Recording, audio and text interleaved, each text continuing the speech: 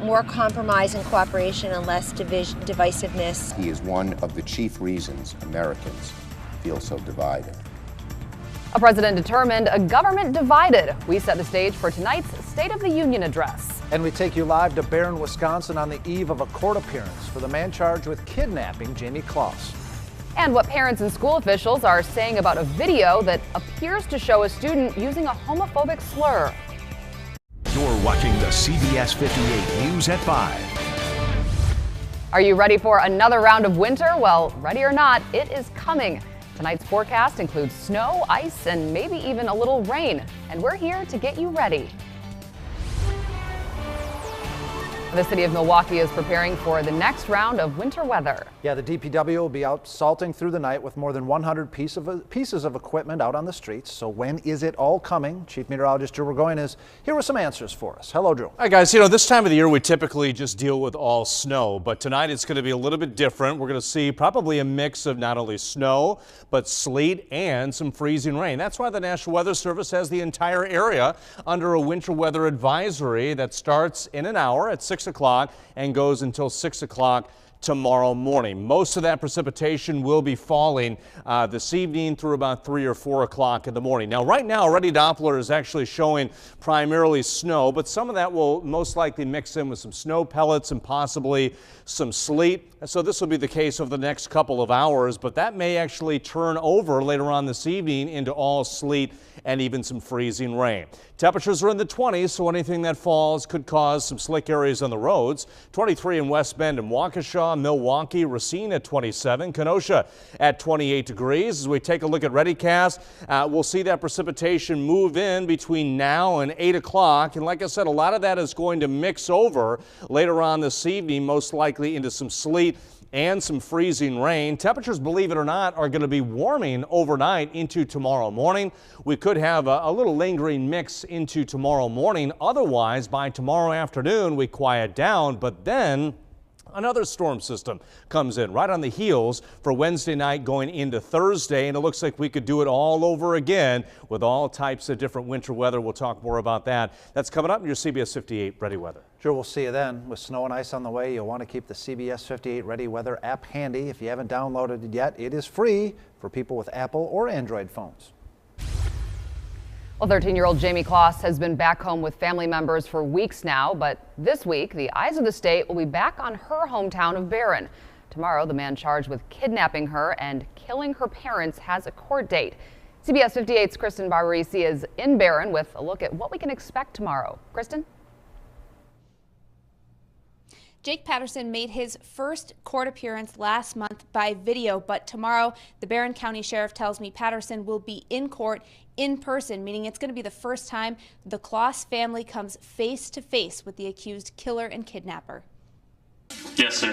21-year-old Jake Patterson made his first court appearance by video conference. Count 2 charges on or about on the same date. You did cause the death of Denise J. Kloss. Wednesday, Patterson will be back in court for a preliminary hearing. He'll also enter a plea to the 4 felony charges he faces. Upon conviction, shall be imprisoned for life. According to the criminal complaint, Patterson admitted to killing James and Denise Kloss, then kidnapping Jamie, keeping her barricaded under his bed in his Douglas County home. The day he was arrested, Patterson told police he left Jamie under the bed and went to Haugen, a small village in Barron County where his mother and stepfather live.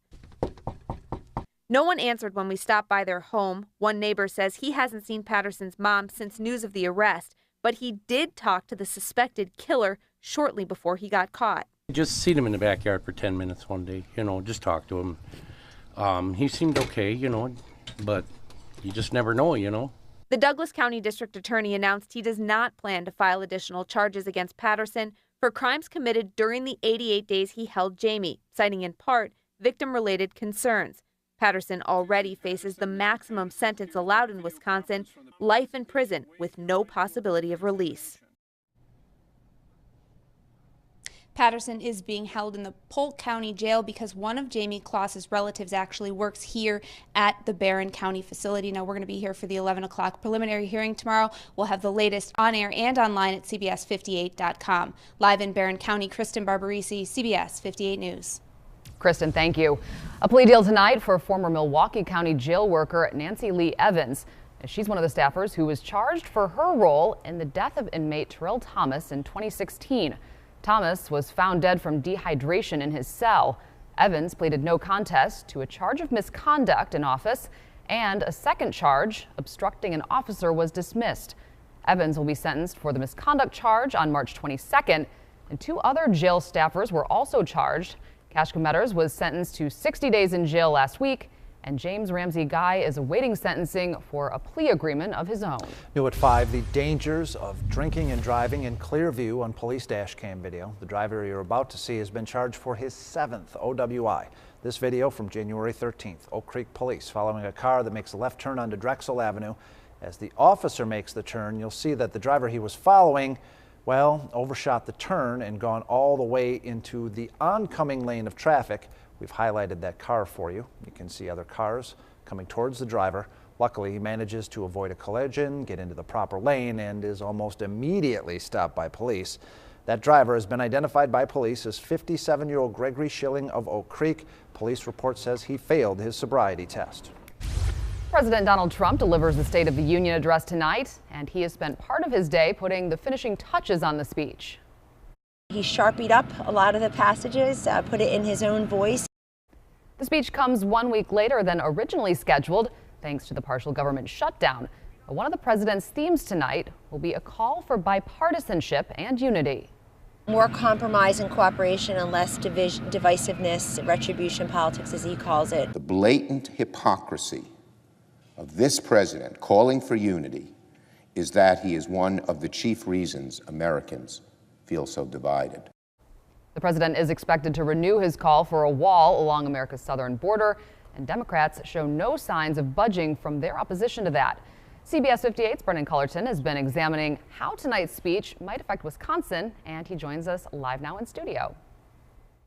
Well, local experts say Wisconsin could be represented in tonight's speech through Foxconn, as the president recently got the company to commit to manufacturing here. But the State of the Union is also an opportunity for one Wisconsin woman to make her cause known. For 23 years, Webster, Wisconsin's Diane Whitcraft took the same medication to manage her MS, but in 2017, it became too expensive to afford. That's when I became an MS activist, because no one should have to pay that kind of money to live their best life. Whitcraft will watch the State of the Union address from the Capitol as Senator Tammy Baldwin's guest. Baldwin says prescription drug costs are a major problem for Wisconsinites. They're facing the same sort of awful choice that Diane made. She says it's an area Washington is failing to address. Not standing up to these very powerful pharmaceutical companies. UWM professor Mordecai Lee says President Trump is unlikely to mention health care tonight, but he does expect Foxconn to come up because of recent news. In this speech, he can boast that Foxconn was sort of softening its commitment to what it was going to do in Wisconsin, but I personally talked to the CEO, and now they've reconfirmed that they're going to do it. Trump is expected to talk about the border wall tonight, but Lee says almost all of these speeches have something unexpected.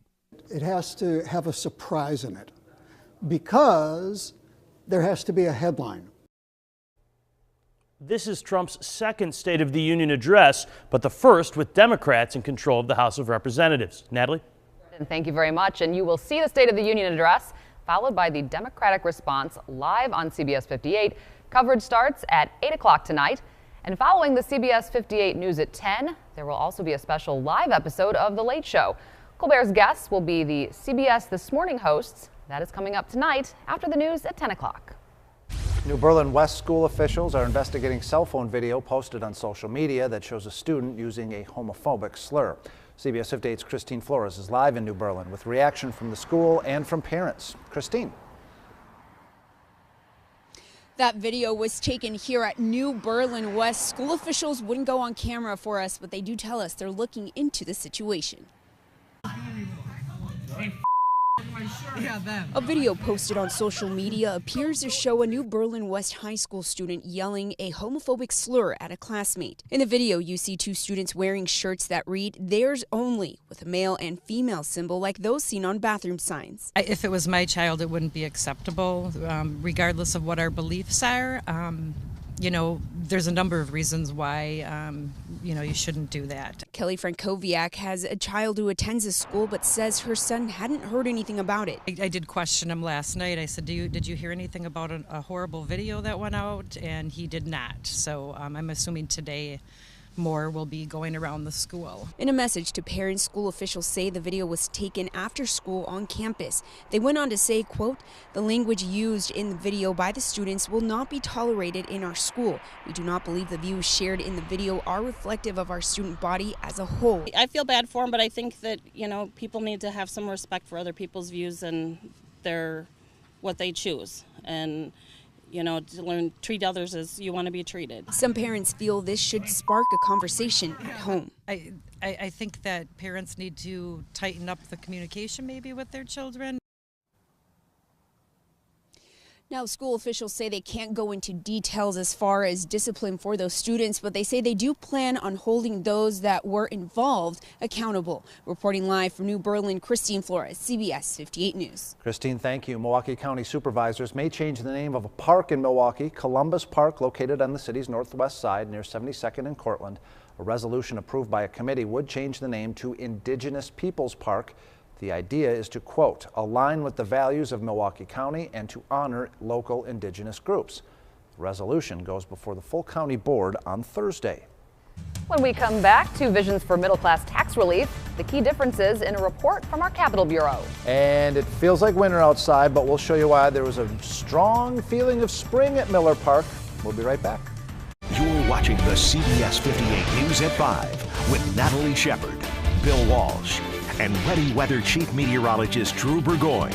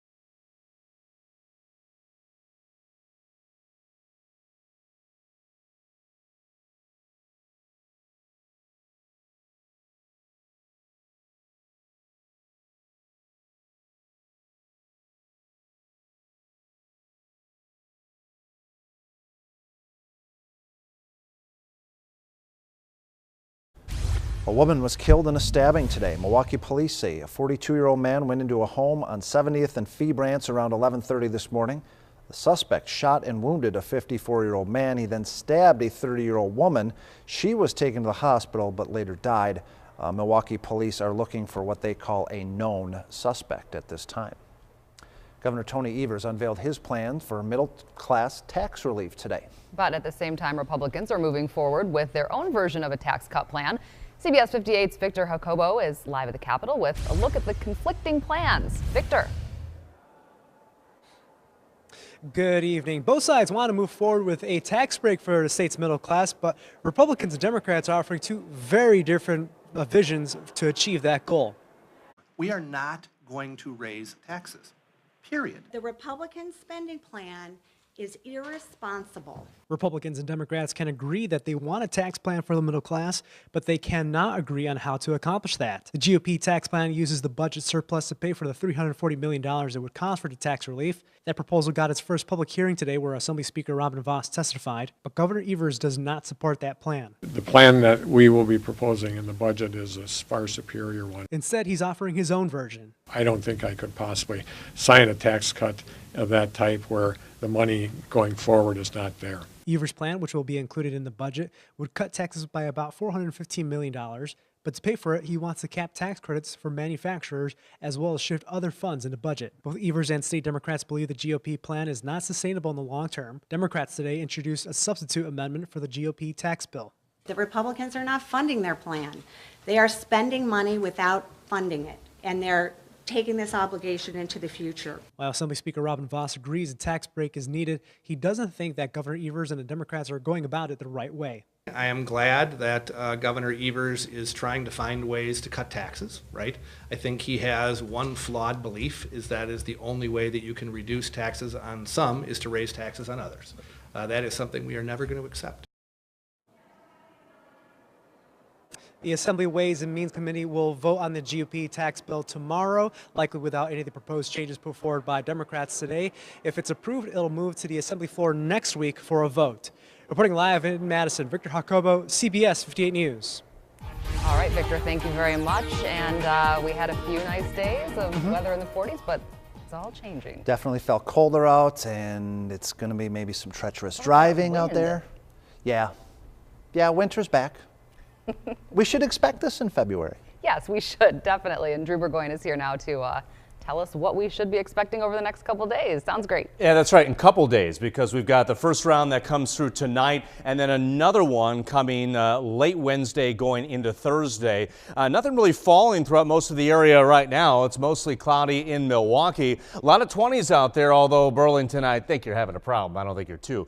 23 in Watertown, 23 in Waukesha. Lakeside, a lot of temperatures in the upper 20s there. Milwaukee's at 27 degrees, 26 in Port Washington. Racine at 27 with Oak Creek at 25. So our storm system is kind of interesting because typically this time of the year they're a little bit more south and we would be dealing with all snowfall. That's not the case. There's going to be some warmer air that comes in later on this evening and overnight.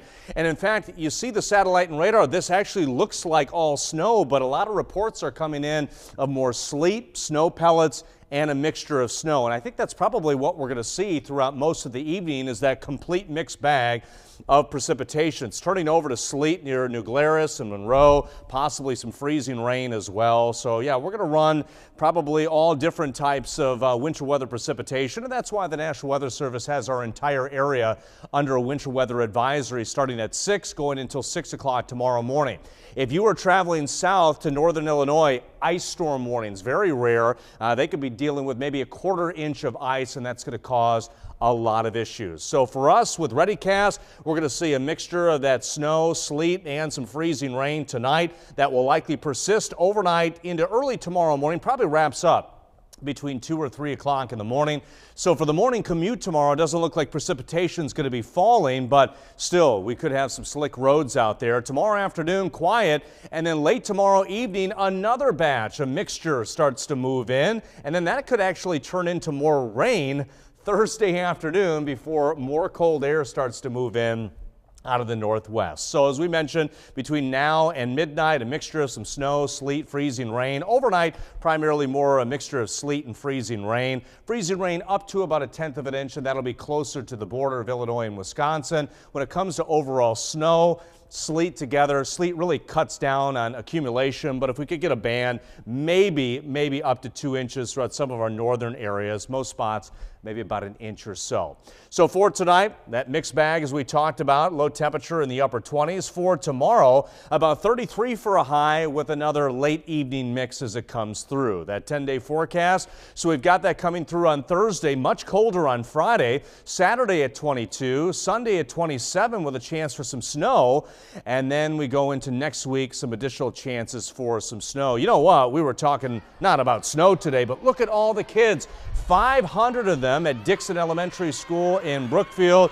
Now they're getting going here, all about tornado ready. This puts us over 6,000 kids so far for the year, and we are not stopping. I think I have 6 more presentations this February alone. Remember, our goal is going to be close to 15,000 kids by the end of May.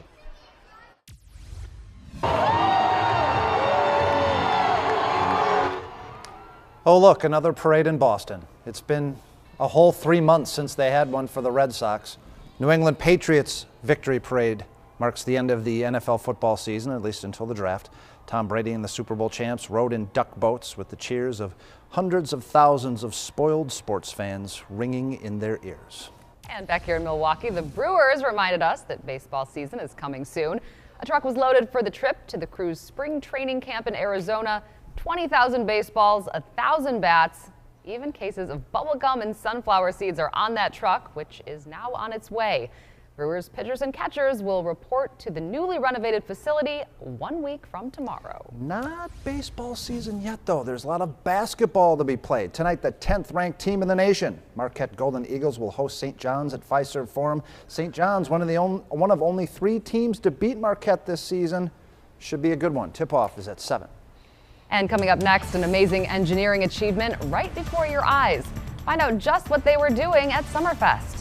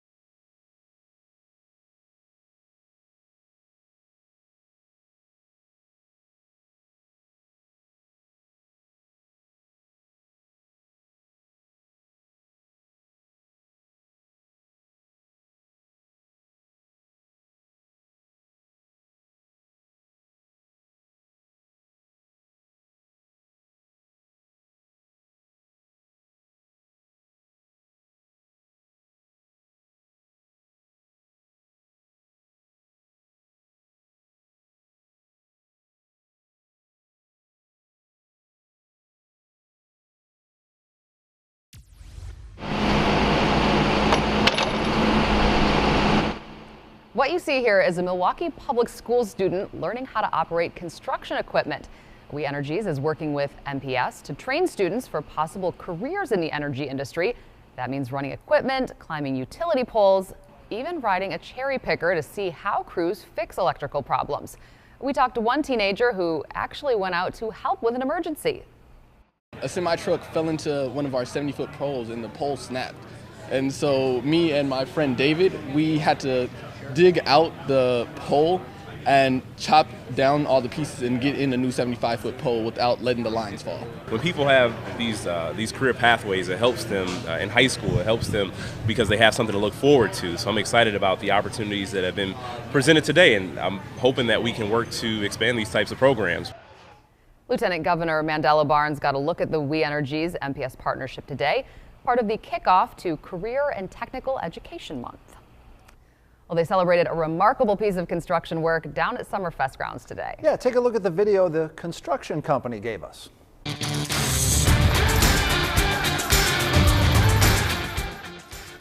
All right, that's the roof of the American Family Insurance Amphitheater being raised 26 feet. It's part of the renovation of Summerfest's biggest stage. And this is what it looks like after the lifting from Skydrone 58 this morning. Construction company used a special cable lifting system to quite literally raise the roof. Lifting of the roof was a monumental task, something that is rarely seen. Often in the past, building roofs are lifted a little bit, but to lift a structure like this, 26 feet, is a unique endeavor, and I'm proud to be part of it. So why raise the roof? Well, a lot of the acts who play at the amphitheater need more space for their video screens. Phase 1 of the amphitheater renovation will be finished in time for this year's Summerfest. Phase 2, which includes upgrades to seating, eating areas, and restrooms, will start after that. And we'll be right back.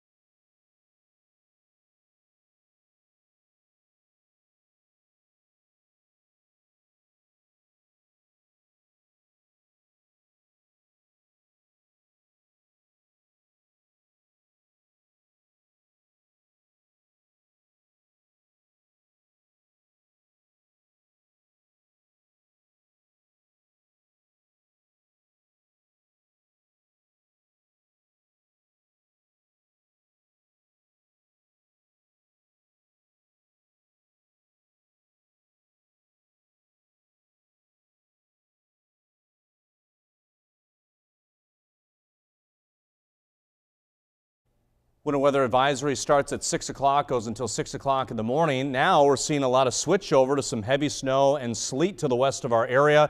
That will continue to move in throughout the next couple of hours. And then likely later on tonight, that'll switch back over to sleet, maybe some freezing rain. So it looks like most of the precip is done tomorrow morning, but it could be slick for the community. All right, well, thanks for joining us. The CBS Evening News with Jeff Glor is coming at you next.